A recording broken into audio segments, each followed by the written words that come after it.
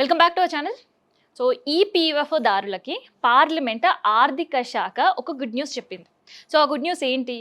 So ఈ good న్యూస్తో ఇన్యాక్టివ్లో ఉండే అకౌంట్లో డబ్బులు యాక్టివ్ ఉండే ఖాతాదారుల అకౌంట్లో పడబోతున్నాయి. కానీ కొన్ని నిబంధనలు వర్తించబోతున్నాయి, కొంత టైం కూడా ప్రభుత్వం ఇవ్వబోతుంది. సో అదేంటో అనేది వీడియోలో మనం మాట్లాడదాం. ఈ మధ్యకాలంలో కేంద్రం ఈపీఎఫ్ఓ అకౌంట్దారులకి గుడ్ న్యూస్ మీద గుడ్ న్యూస్, ఆఫర్ మీద ఆఫర్ ఇస్తుంది. సో అందులో 8.25% వడ్డీ రేట్ ఒకటైతే, రెండోది ఒక డిజిటల్ పోర్టల్, ఇప్పుడు మూడోది ఇన్యాక్టివ్లో ఉండే అకౌంట్లో ఉండే డబ్బులు యాక్టివ్లో ఉండే ఖాతాదారులకి. ఇప్పటికే అటు ప్రభుత్వ రంగంలో కావచ్చు, ఇటు ప్రైవేట్ రంగంలో పనిచేస్తున్న ఎంప్లాయీస్ అందరూ దాదాపు 34 కోట్ల రూపాయల అకౌంట్లు ఈపీఎఫ్లో ఉన్నాయి. సో అందులో ఇన్యాక్టివ్లో ఉండడం అంటే అకౌంట్ను ఉపయోగించుకోకపోవడంలో కొంతమంది, అండ్ ఇంకొంతమంది ఒక ఉద్యోగం నుంచి ఇంకొక ఉద్యోగానికి ఒకే ప్లేస్లో మారినప్పుడు ఆ పీఎఫ్ అకౌంట్ కాకుండా మళ్ళీ ఇంకొక కొత్త పీఎఫ్ అకౌంట్కి అప్లై చేసుకోవడం. ఇంకొన్ని సందర్భాల్లో ఒక ప్రాంతం నుంచి ఇంకొక ప్రాంతానికో, ఒక రాష్ట్రం నుంచి ఇంకొక రాష్ట్రానికి మారినప్పుడు ఈ పీఎఫ్ అకౌంట్ ఈ రాష్ట్రంలోనే వదిలేయడం, ఇంకొక రాష్ట్రంలో ఈ పీఎఫ్ ఇంకొకలాగా ఓపెన్ చేయడం. సో ఇలాంటి సందర్భంలో తర్వాత ఎవరైతే ఖాతాదారులు కొన్ని సందర్భంలో మరణించినప్పుడు ఆ నామినీకి అసలు వీళ్ళకి ఈపీఎఫ్ అకౌంట్ ఉందని, అందులో డబ్బులు ఉన్నాయని తెలియకపోవడం, ఇంకొన్ని సందర్భాల్లో కొంతమంది కాంట్రాక్టర్లు ఆ సదర్ ఎంప్లాయీ ఎవరైతే పనిచేస్తున్నారో వాళ్ళకి సంబంధించి ఈపీఎఫ్ఓ అకౌంట్ ఓపెన్ చేసినా కూడా పూర్తి స్థాయిలో డబ్బులు జమ చేయడంలో చాలా నిర్లక్ష్యంగా వ్యవహరిస్తారు. సో కొన్ని నెలలు కడతారు, కొన్ని నెలలు కట్టకపోయినప్పుడు పూర్తి ఇన్ఫర్మేషన్ ఆ సభ్యునికి ఇవ్వరు, అంటే ఆ సదర్ ఎంప్లాయీకి ఇవ్వరు. సో అలా మిగిలిపోయిన అకౌంట్లన్నీ దాదాపుగా 30 లక్షల అకౌంట్స్ ఉన్నాయి. సో మరి ఆ 30 లక్షల అకౌంట్లు ఉన్నాయంటే అందులో డబ్బులు కూడా ఉంటాయి కదా. సో ఆ డబ్బులు 9,330 కోట్ల రూపాయలే ఉన్నాయట. మరి ఆ డబ్బులంతా ఏం చేయాలి అని ఆలోచిస్తున్నప్పుడు అక్కడ ఒక ప్రశ్నలు మొదలైనాయి సర్కార్కి. సో ఈ డబ్బులని ప్రభుత్వం ఇంకో చోట వినియోగిస్తుందని, లేదంటే ఇంకొక సంస్థల్లో పెట్టుబడులు పెట్టబోతుందని, సో ఇంకొక రకంగా దీన్ని వినియోగిస్తుందని, సో ఈపీఎఫ్ఓ అకౌంట్లో ఉండే డబ్బులు అదే ఖాతాకి లేదంటే అదే లబ్ధిదారులకు చెందాలి కదా అనే ప్రశ్నలు, ఇట్లాంటివన్నీ వచ్చిన తర్వాత ఇవన్నిటిని పరిశీలించిన కేంద్రం ఒక సంస్కరణ తీసుకురాబోతుంది. సో అదేంటి అనంటే, ఇన్యాక్టివ్లో ఉండే అకౌంట్లకి డబ్బులు విత్డ్రా చేసుకోవడానికి కొంత సమయం ఇవ్వడం. సో ఆ సమయం ఇచ్చిన తర్వాత వాళ్ళకి ప్రాపర్ డాక్యుమెంట్స్ సబ్మిట్ చేసి ఆ డబ్బులు విత్డ్రా చేసుకునే అవకాశం. ఇన్ కేస్ ఆ అకౌంట్ పర్సన్ కనుక చనిపోయి ఉంటే మరి ఆ డబ్బులు ఎవరు విత్డ్రా చేసుకోవాలి? దానికి సంబంధించిన నామినీ విత్డ్రా చేసుకోవాలి.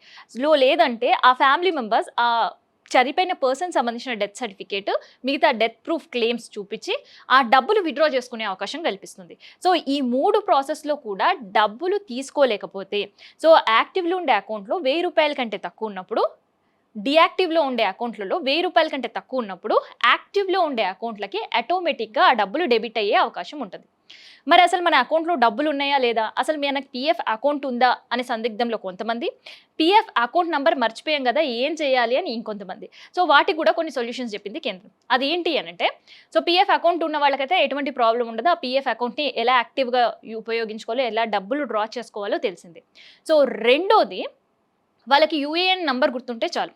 సో యూఏఎన్ నంబర్ నుంచి ఒక్కసారి ఈపీఎఫ్ఓ పోర్టల్కి వెళ్తే అక్కడ మనకి యూఏఎన్ నంబర్ అని వస్తుంది. సో ఆ యూఏఎన్ నంబర్ ఎంటర్ చేసిన తర్వాత అక్కడ ఉండే కొన్ని లెటర్స్ క్యాప్చర్ చేయాల్సి ఉంటుంది. సో అది చేసి మనం ఎంటర్ కొడితే మన రిజిస్టర్ మొబైల్ నెంబర్కి ఒక ఓటీపీ వస్తుంది. సో ఆ ఓటీపీ ఎంటర్ చేసిన వెంటనే మన పాస్బుక్ ఓపెన్ అవుతుంది. సో అలా కూడా వాళ్ళ అకౌంట్లో ఎన్ని డబ్బులు ఉన్నాయని తెలిసిపోతుంది, నెంబర్ 1.